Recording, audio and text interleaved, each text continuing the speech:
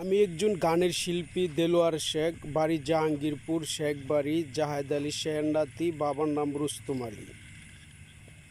জাহাঙ্গীরপুর 5 নং ওয়ার্ড, শেখ বাড়ি। বর্তমানের যুগের আমার হিসাবে আমার আইনে হইছে যে আপনি টাকা না দিবে তার জমিন দখল করে খাবেন, টাকা শেষ দখল দিয়ে দিবেন। টাকা দিবে না, তার যে সম্পদ আছে ওটা আপনি দখল করে খাবেন। এটা আমার ব্যক্তিগত হিসাবে আমার আইন। এনে কোনো নেতা পেতা কোনো লোকের কৈফিয়ত চলবে না। বিদেশ তো আসার পর আবার কোটি টাকা আত্মসাৎ করছে, এখন আমি জমিন দখল করে আমি বুক করে খাবো। টাকা দিবে, জমিন ছেড়ে দিব। এটা বাংলাদেশের যত আইন বিধান আছে, বলুক যে আমার কথাটা মন্দ বলছি নাকি, দ্বন্দ্ব করার দরকার কি?